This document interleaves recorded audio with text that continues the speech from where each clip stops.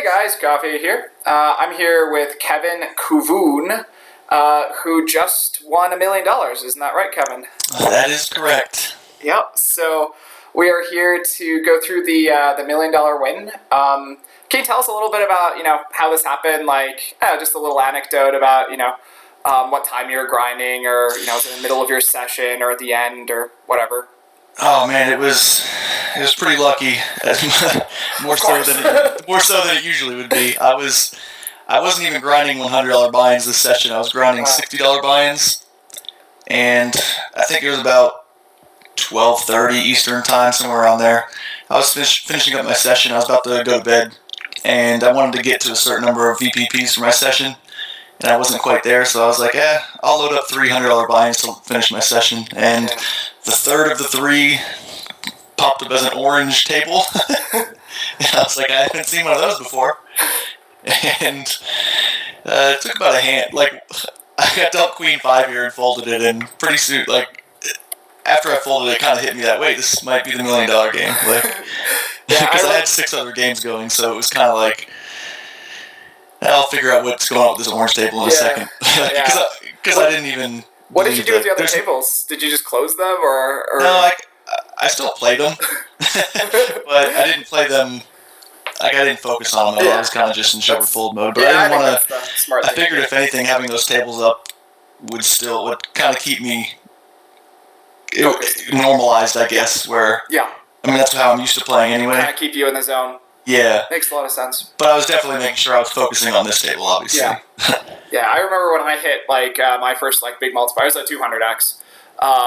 It was like, oh, I've never seen this color, and I hadn't hit a 25x because it was 1 or 2K games of my grind. I'd never hit one, so I was like, I bet it's 25, and then I'm like, oh wait, it's got this little thing that says third place gets money. I'm like, oh, and then I see that, it's like, oh wow, it's a pretty cool feeling. Well, all right, so that's great to hear. So let's just go ahead and I'm pretty standard open fold on the button.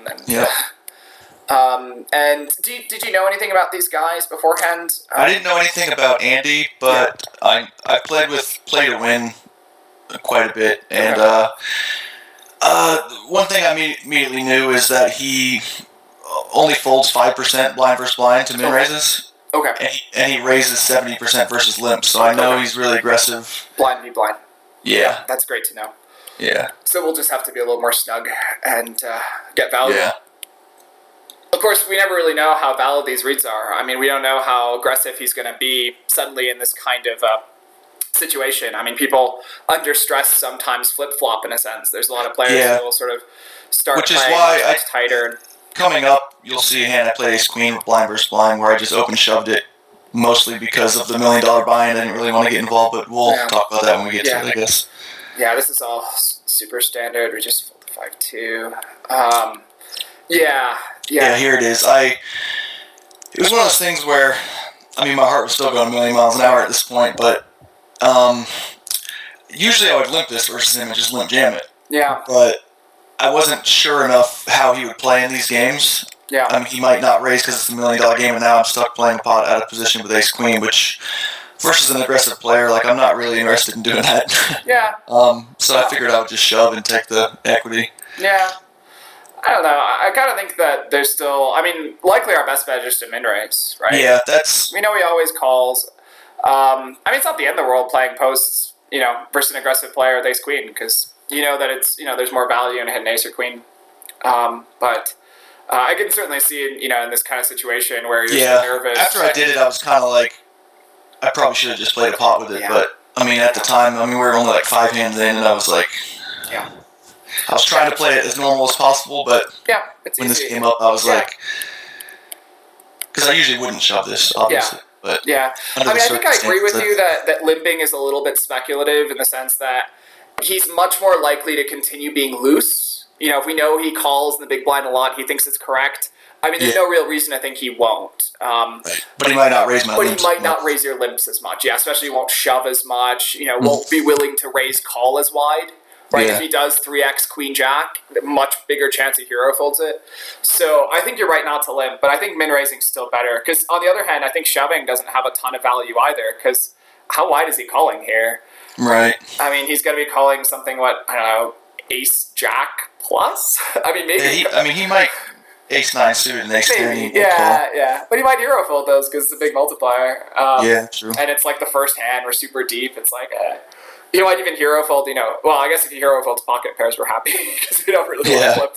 This was the one hand where I thought maybe I let the stakes. But, again, I think it's a natural thing. And in the end, it's not like you made a huge mistake. Like, it's not like open shoving is going to be terribly unprofitable. Or I think that's kind of why I did it, is because I kind of wanted to avoid making some sort of mistake post-flop, playing out of position where I was going to be afraid to make a call or something. Yeah, but I think that's one of those places where we just have to tell ourselves, we can't let fear drive our poker game, right? Right. That's emotion. That's the kind of thing, that's not max EV in some sense. We should be making our decisions on how we think, we make the most money off this hand. How do we maximize our win rate in this game? But hey guys, I think this was, we'll just go next hand. So we open folded there. I think a standard open fold. We've got 6-4 here. Thoughts on defending? It's pretty much the bottom end of the hands I can get dealt here, so I think I should. But it's a hand that can get me in trouble. I think it's really close here, to be honest. There is this element of pot odds, and there's an element where we have live cards that have some connectivity. But at the same time, I agree with you. This is really at the bottom end of what we consider, playable, because it's not suited. It's not even fully connected. And I think, once we start thinking this stuff's close, I think this is where we do sort of let the multiplier affect us. We've got one player that's an unknown, so we know, we should assume we have some win rate in this heads-up sit and go. And so once you start having that, close decisions do start being affected where, if we think it's really close, we should just hero fold. Especially if we're nervous about making mistakes posed. It's a hand we're going to have to play really accurately. We're going to need to know if we need to defend here or not and stuff like that. So, I think it's a great spot to fold. But it is worth considering. It's worth sort of knowing that it's close. Is sort of thing. Pretty standard folds, or do you think... Yeah. Under some circumstances, I might 3-bet that versus the right villain, but I don't have any reads on this guy, so... But few and far between, pretty standard open. Thoughts on limping? Pre? Yeah, I guess. Jax is pretty vulnerable, though. Yeah. Yeah, and I guess we have a recreational or unknown player on the big blind, so we also expect there to be sort of more value in building a pot. Yeah. And standard C-bet. Is this sort of just your standard size on this texture, or are you going... Yeah, on this texture, yeah. Okay. I'm pretty much... If I bet smaller, he's not really calling with anything that he's not calling this bet with, so I might as well get max value from all his draws and... Yeah, I think that's fair. And it's not really a spot where we particularly want to induce check raises either, because we're in a big multiplier. We're not super happy having a ton of money go into the pot on this spot. Speaking of which... We still got a check raise, and what's your plan? When this happened, I kind of just sat back in my chair and was like, really? Yeah. I was like, you really have 10-7 right now? Because that's the only possible hand you could have, unless you, defending really wide with 10-2 suited or 7-2, I don't know. But actually, there's not very many combos of 10-2 suited because of the flush possibility. There's only 10-2 of diamonds and 10-2 of clubs. I guess 10-2 of spades is blocked, 10-2 of hearts is blocked. So there's only 2 combos of 10-2 that are even plausible. So obviously I was going with this hand, but I kind of sat back and was like, to try to make sure of course. what hands they could have, and then I was like, 10-7 is the only hand. And So what did you like? So what's your plan then? Are you thinking about 3-betting or are you flatting here? Oh, I'm just jamming. Yeah. Because whatever he's check min raising here with, he's probably going with it. I would assume. He's got some sort of strong draw. Yeah. Or a 10 that he's not going to fold. Yeah. In the end, if he doesn't go with his draw, we're not really all that unhappy. Yeah, I don't really want playability. I don't want to see overcards come or anything. Yeah, I think we generally have to be really careful with 3-betting in these spots. I think most people 3-bet too much. But I think this is one of these types of hands that is basically almost 100% 3-bet. When you have the overpair that's just over the top pair, you have this amazing spot where it's sort of like you have top pair, top kicker, except you don't block top pair. It's like you have a super top pair. But you still have some element of, protection issues. It's still going to be tough to get value on later streets potentially by flatting. I think that's what I was about to say. That's what I was about to say. Is that my main concern was that there's a lot of cards that could kind of kill the action. Yeah. So I'm flatting here a ton. Like I'm flatting probably most of my tens even. A lot of the hands I'm not 3-betting flush draws here or anything like that. I think it's a little bit, as you said, he's probably going with his hand, but I think this is clear. And I do think, in the big blind, we expect him to defend King 10, Queen 10, Jack 10, and probably do, raise, get it in here. So, and, sorry, did not set that up. Yeah, obviously this was really surprising. He went to the tank and called it off, and that was pretty much the worst way you could play 7. It's a tough spot for him because, if he thinks that you're sort of balanced, if he thinks that you are shoving over with flush draws, I mean, think about it, like, from his point of view, if he starts thinking, I think this guy's going to sort of, flat some 10s and kind of slow play, but he's going to jam his draws, he's in a gross spot where he's but he put himself in that spot unnecessarily, though. Like, he can easily just check call that flop. I don't know. Absolutely. And I think regardless as played, it is a fold. I think it's a really clear fold versus almost everyone. Once you do check raise, there are some situations where I think check raising this hand can be okay for thin value. You basically need to read that your opponent calls check raises a ton. They don't 3-bet and they don't fold much. And they just station. And then you can get thin value, and you can set up a spot where you get some value on the flop, and then you can kind of play it passively on later streets while having some credit because you check raised. And there are some excuses, but I think check raise getting in, especially over such a big size c-bet on this texture. Yeah. Right, so that worked out really well. Yeah. Happy you didn't have 10-7. I was pretty happy about that. Yeah. This is obviously snap folds, and, we're not too concerned. Interesting, he flats the small blind with almost no stack, and then check folds. So, we're certainly thinking at this point he's a recreational player of some sort. But, maybe he was also affected by, maybe he's just nervous. And, our brain does weird things when put under stress. Another pretty clear fold here, right? Especially with big blind, so sure. Yep. All right. Come on.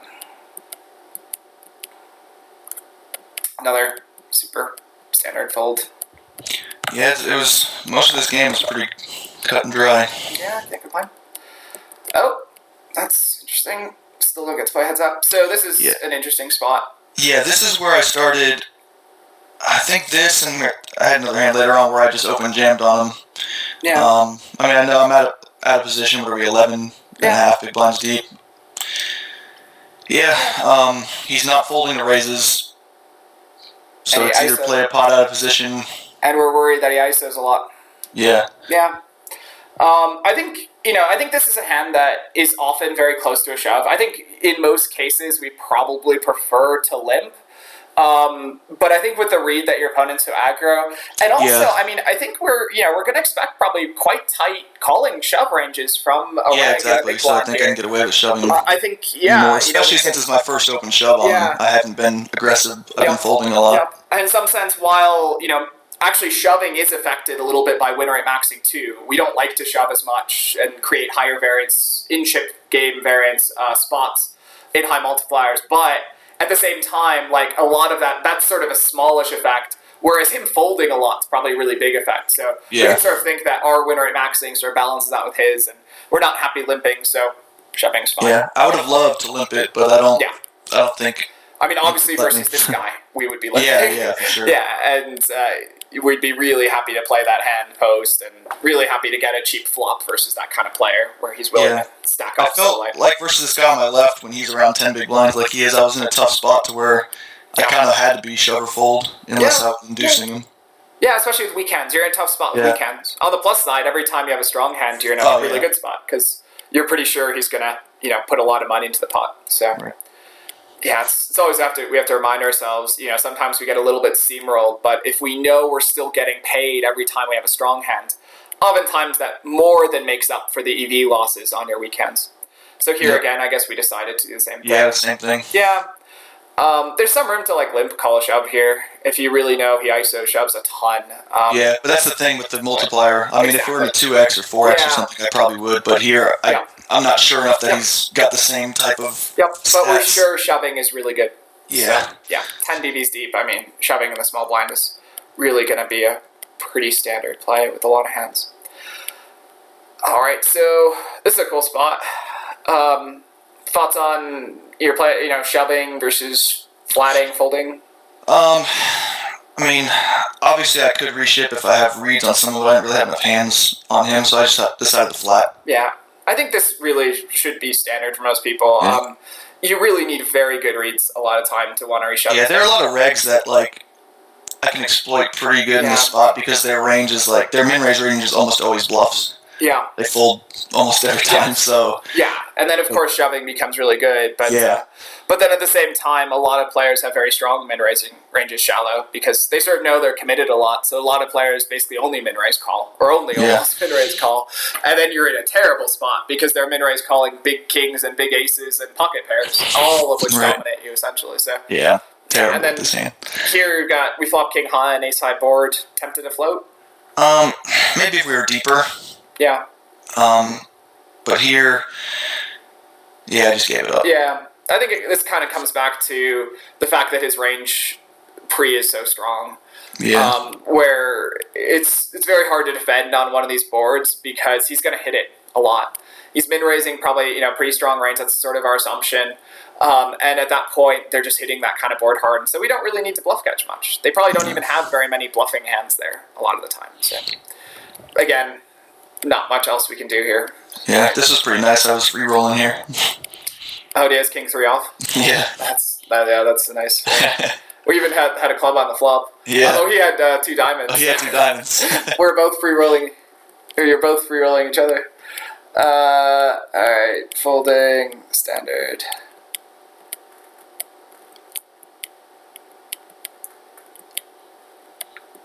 And again, we have another small blind versus big blind spot. So, what's your sort of plan here? Here I would be tempted to limp it once again, but since I had been shoving on him, I kind of wanted to just... Yeah. I mean, it makes sense to keep doing that with my stronger hands, because at this point I think he is going to call me pretty wide. Yeah. Knowing our past and knowing that, like, he's probably assuming I'm not tightening up because of the multiplier blind versus blind, so he's going to... Yeah, I think that's fair, given the dynamics we've shoved. I think every small blind so far.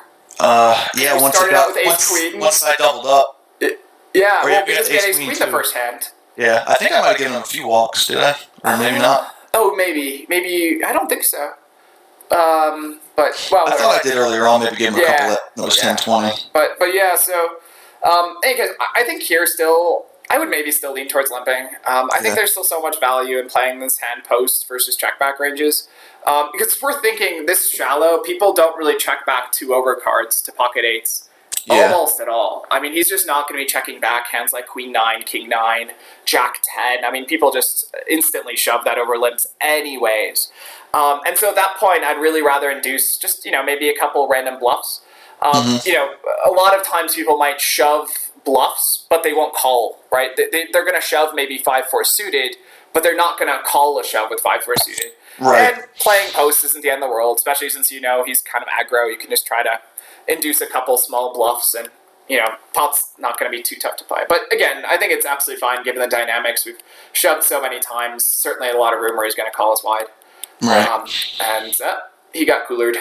Obviously standard call by him. And it's standard. Not much he can do. So here we end up versus the recreational, and this is interesting. What's your sort of thought process here? Because you're raising to 4x. Yeah, I mean, I was just raising enough to where it's pretty much the same as a shove, but he might think I'm a little weaker, so I might get him to freak out a little bit with weaker hands since I wouldn't do this versus a reg, but I figure I might get him to stick it in a little weaker than usual, and he might even flat me, which obviously if he flats me, like, it's fine. Yeah. Like, if he decides to flat me with a hand that he wouldn't have called a shove with, it's good for me anyway, because we're already committed. So. Yeah, I mean, so just, you think this is slightly better than open shoving? Yeah, I think I'm getting him to come in with weaker hands. Sure. if that's your belief, then I think that's great. Yeah. I found a lot of times I don't know how much it changes things. And actually, I found that min raising tends to get like people tend to 3-bet shove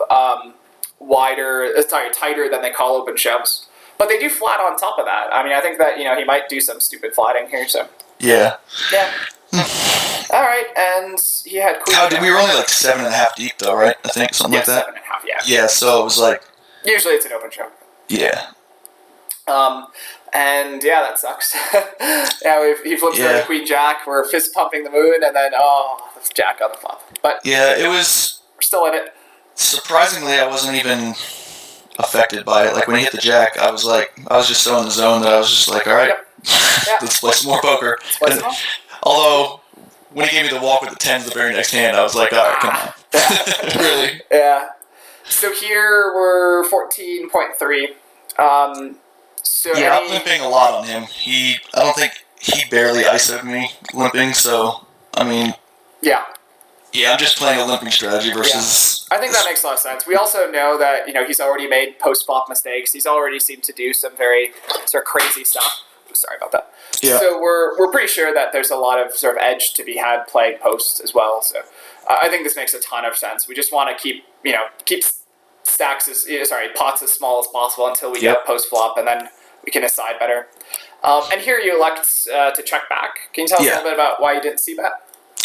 I just don't see the need really. I'm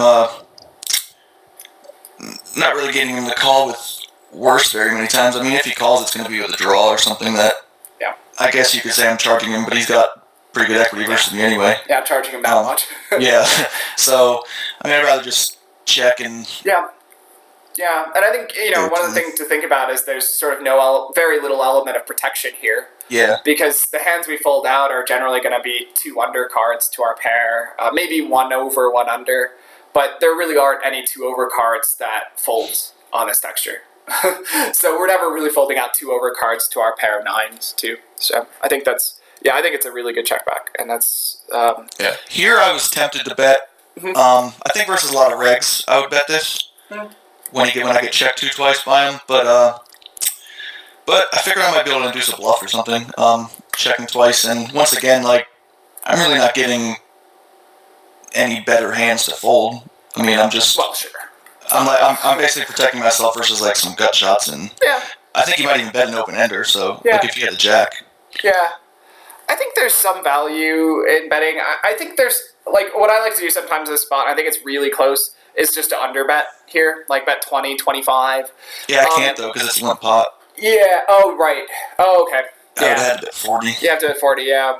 Yeah, because underbetting can get you some of that thinner value from gut shots, for example, and maybe some random ace high might fold. Sometimes on some boards you'll get some protection from a little bit, and it doesn't cost much. And a lot of the times it sets up a check on the river, so it sort of acts like a blocking bet. We bet small on turn, and then we get a sort of free river card, and can see. Well, we paid small amount for it, but then we can see showdown much more easily. But I think in this case, I think you're right, and our hand is also really playable here. We have a okay showdown value, plus we have an open ender. A 7 is a straight as well as a jack. Yeah, and I'm not too. A lot of I'm good not implied really odds. that vulnerable with this hand. Yeah, and he's been pretty crazy, so we have a lot of good implied odds. And so we do face the bet on the river, and I snapped him off pretty quick.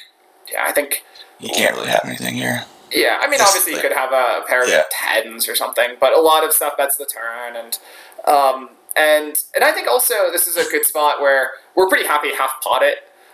Most recreational players will half pot weaker hands and they bet pot size, so we're pretty happy to bet small, got a good price. I think you're right, especially we've seen him be pretty loose and sort of all over the place already, so I think we're really happy making a nice little call, and we didn't have to invest very much in the hand and did what we wanted.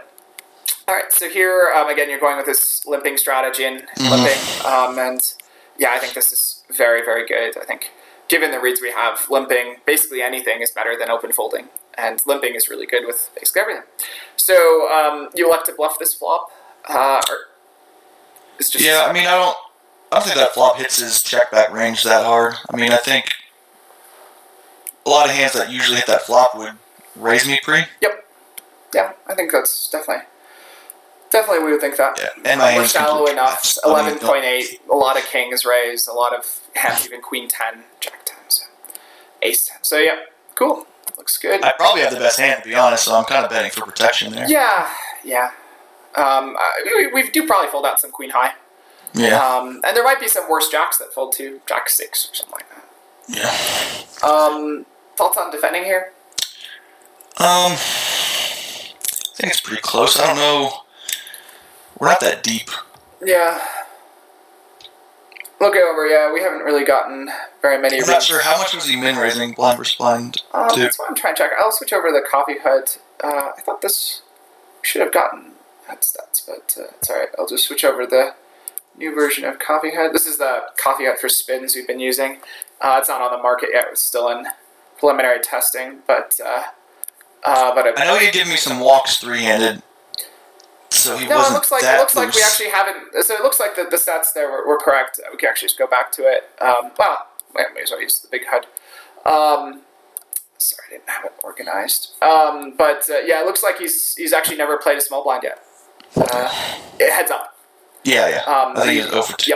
Probably. Yep, 2 hands, and he's open folded both of his buttons. So I think that's pretty easy spot where we're going to want to hero fold.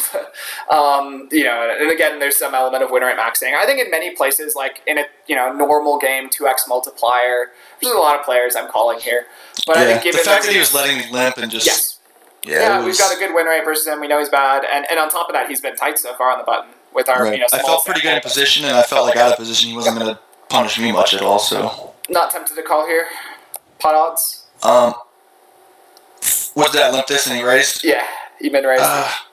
Yeah, I mean, once again, I don't know if we were deeper or if he was a looser player. It's his first ISO. So, I think this is a super easy fold versus almost everyone. I think it can be sometimes tempting to call due to pot odds, but it's important to sort of remember that a lot of the times, first off, we often have really bad equity because people raise such strong ranges. And because they raise such strong ranges, even having equity isn't enough. It's going to be really hard to play post, to do anything post, because their range has so many pocket pairs. Especially this little min-raise shallow for many players is very weighted towards pretty strong over pairs. Yeah, aces, kings, queens are extremely common there. Not tempted to bluff? No. I think we still have some high card value too, and I think we don't really need to bluff because we're going to play really well post. Yeah, check calling here rather than check raising. Yeah. Yeah, I mean, it's one of those. I didn't really have any reads versus the guy to do anything out of the ordinary. If I raise there and he jams, it kind of puts me in a tough spot. Why not just call and. Yeah, and I think we don't really expect people to see bet fold on this kind of texture too much. It's not a board where people like to bluff. It's also a board where even bluffs are going to have something a lot of the time. Yeah. And we go ahead and hero fold the turn here. Yeah, I mean, it's at this point, when he double barrels, I might even be drawn to a split pot. Who knows? Yeah, I think his range is going to be really strong there, and we just don't have to. Yep. It's also worth noting that we don't even have as many clean outs. If the 8 of spades or the king of spades or if diamonds come, that's like 4 of our outs that are a flush coming out too, and so we don't have as good implied odds. We're not always going to have the best hand when that happens. We're not going to have the best hand, and also we're not going to get paid as often because he's going to be worried about flushes and straights and stuff like that. Right. So here 14.8 open shoving. Yeah. Yeah. I think limping here is also okay, but with ace-6, it's such a strong. You still have so much value in called and so much. Yeah, I was kind of happy about the aces I was getting. Where to me it was kind of an easy decision with ace-6, whereas if I had ace-10 or suited ace or something, it would have been more of a decision: am I going to raise it or limp it or shove it? But with ace-6, I kind of was like, I just got to shove this in. Yeah. So here we flop bottom pair and he pots. I was planning on floating but when he bets pot. I think this is fair. Again, this comes back to, I said, pot size bets tend to be a lot stronger. And I think we can be quite happy just folding there. Yeah, otherwise we could float, but we can just hero fold. When we're playing against weak players and they're sort of making their range face up, you can often do that. So here we do call. And And I think given it's the second time he's done it, it's more likely he's doing it with stuff other than ace king aces. We're also suited, which makes a big difference, and have a high card. And can't do much here. Yeah. There's some room versus some players. It probably makes sense to continue here to float or raise or something because we have a backdoor flush draw. But I mean, versus this guy, I don't think. And we saw him sort of raise call it off with middle pair, so we don't even think he's going to fold very much. Yeah. If we raise and he's going to have a pretty strong range. Yeah. Pretty clear fold with deuce 3. Ace deuce. I guess again. 12.2, there's really just nothing else to do. And 5s. Yep, this hand was pretty huge. Yep. He raised folded here, and that's a pretty big swing hand when I just pick up all those chips with no. Yeah, it's great not to have to sweat a flip. Yep. And then we have another ace. And I think this is the last hand we get in here. Once again, another weak, nice ace. Spoilers. You gave up all the excitement. Sorry. No. So you're right. You're the one who won it. So yeah. All right. And we end up taking us down at the ace 4 versus king jack. I think it's standard it's call. It's still never easy. You had the backdoor. Backdoor flush and straights there. So yeah, the flop was a little nervous, but I think that ace is gonna feel pretty sweet. And then he's dead on the turn. That's what I was feeling. Yeah. Don't even have to sweat a river. And it didn't really hit me afterwards. I still think it hasn't to this day. Yeah, well, congratulations, man. Thank you very much. Well deserved. I mean, how long have you been playing for? Just professionally? Yeah, just professionally poker. Yeah. I mean, full time, probably about 4.5 years. About it's a long slog. Yeah, 6 months before Black Fridays when I started full time, but before that I was part time while in school. Is this your big hit, or did you have any big MTT scores before this? No, I didn't. I never played MTTs before this. I won a step 6 for the PCA 6 years ago, 5 years ago, or something. But other than that, maybe a 12K score in one of the spin and goes. Yeah, so nothing really compared. Yeah, nothing huge. Well, congratulations. I wish you the best of luck with all your money. And thank you so much for taking the time to talk with us, talk through your win. And cheers. No problem. Appreciate it. Thanks. Bye-bye.